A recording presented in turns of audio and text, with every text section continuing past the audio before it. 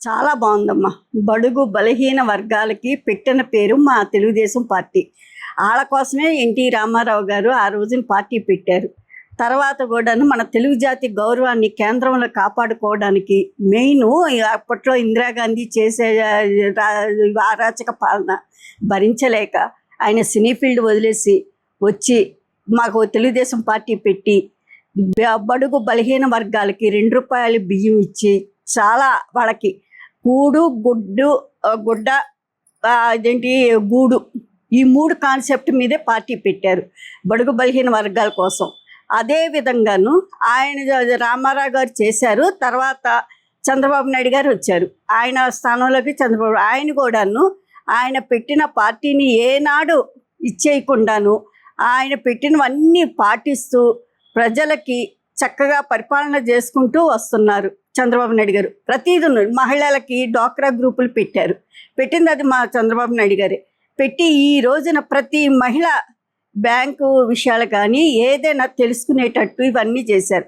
అది మళ్ళీ ప్లస్ అంత ముందు కూడాను ఎన్టీ రామారావు గారు మహిళలకి ప్రాధాన్యం ఇచ్చి 32% చేసి మహిళలకి స్థానిక సంస్థల్లోని మాకు సీట్లు ఇప్పించారండి. అప్పుడే నేను పార్టీలోకి వచ్చాను 95లో. ఆ రామారావు గారు ఇచ్చిన దాన్ని బట్టే నన్ను హనుమంతరావు గారు మాకు ఇక అప్పట్లో కోటగిరి హనుమంతరావు గారు ఆయన నన్ను పొలిటికల్గా బయటికి తీసుకొచ్చి ఒక కౌన్సిలర్గా నిలబెట్టి నన్ను ఇప్పటి వరకు ఇప్పుడు 30 years అయింది నేను పొలిటికల్గా ఎంటర్ అయ్యి.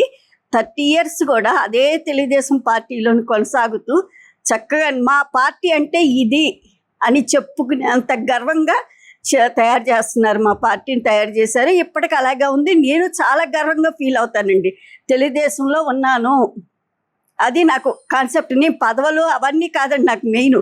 తెలుగుదేశంలో మా రామారావు గారు ఎన్టీ రామారావు గారు పెట్టిన పార్టీ, చంద్రబాబు నాయుడు గారు పెట్టిన పాలనలోని, అలాగే ఇప్పుడు కూటమి ప్రభుత్వం కూడా నెంబర్ 1 అండి వాళ్ళ ఇండియాలో. మీరు ఎక్కడైనా చూసుకోండి. వాళ్ళ మా కూటమి ప్రభుత్వం చేస్తున్న పరిపాలన కానీ కాన్సెప్ట్ ఇది బడుగు బలహీన వర్గాలకు కానీ ఏదైనా దేనికైనా ఉన్న ప్రజల్ని చక్కగా వాళ్ళకి అనుకూలంగా ఉండేటట్టుగా పరిపాలన చేస్తున్నారండి. అంతేగాని వాళ్ళ పరిపాలన గురించి ప్రజలు ఫాలో అవ్వాలని లేదండి. ఇప్పుడు ప్రజలు ఏం కోరుకుంటున్నారు, వాళ్ళకి ఏం కావాలి అని కాన్సెప్ట్ తోటే మా కూటమి ప్రభుత్వం పరిపాలన చేస్తుంది.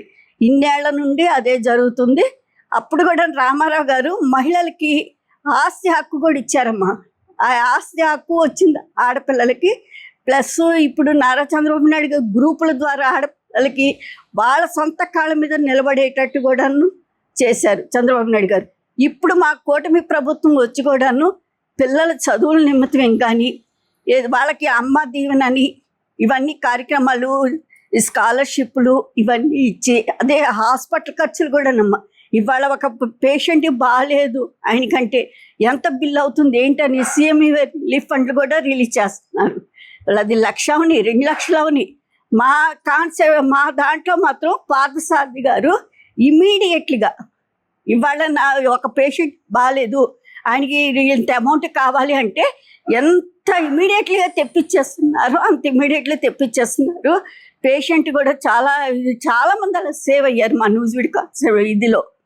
ఆ విధంగా పార్థసారథి గారు మా నూజివీడులో చేయడము, ఒక మినిస్టర్గాను మా అదృష్టం ఆయనకి మినిస్టర్ పదవి ఇవ్వడం. సారథి గారికి కొత్తగా వచ్చినా సరే అమ్మా, కొత్తగా వచ్చారని ఏమి లేదు, ఆయన మా పార్టీలోకి రావడం, ఆయనకి మినిస్టర్ పదవి ఇవ్వడం మా కూటమి ప్రభుత్వం మాకు చాలా గర్వంగా ఉంది. నూజివీడు దానికి మాత్రం ఆ విషయంలో నేను మాత్రం చాలా హ్యాపీగా ఫీల్ అవుతున్నా.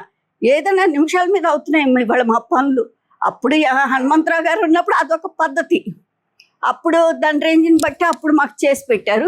ఇప్పుడు మళ్ళీ అదే పద్ధతి మాకు పార్థసారథి గారి ద్వారా వచ్చింది. ఇది ఇక ఈ ప్రభుత్వం రామారావు గారి పార్టీ పెట్టిన తర్వాత మాత్రం జనాలకి మేలే జరిగింది కానీ కీడు అంటూ జరగలేదు ఏదో ఇంతవరకు. అది మాత్రం నేను కరాఖండిగా నా రాజకీయ జీవితంలో నేను చూసింది చేసింది కూడా అదే. నేను కూడా చాలామందికి చాలా హెల్ప్ఫుల్గా చేసి చెందాను. ఇది ఇంకేముంది, డ్వాక్రా గ్రూపుల ద్వారా కానీ మహిళల్ని ఇవాళ వాళ్ళకి డైరెక్ట్గాను బిజినెస్లు చేసుకునే అవకాశం కూడా మా కూటమి ప్రభుత్వం కల్పిస్తుంది. నారా లోకేష్ గారు అండగా నిలుస్తున్నారు మాకు. ఏది అడిగినా లేదనకుండా చంద్రబాబు నాయుడు గారు, అలాగే మన పవన్ కళ్యాణ్ గారు, కేంద్రంలో మాకు బీజేపీ ఉంది. ఆ విధంగాను మా ప్రభుత్వం, మా తెలుగుదేశం పార్టీ 3 పూలు 6 కాయలుగా సాగుతున్నాం.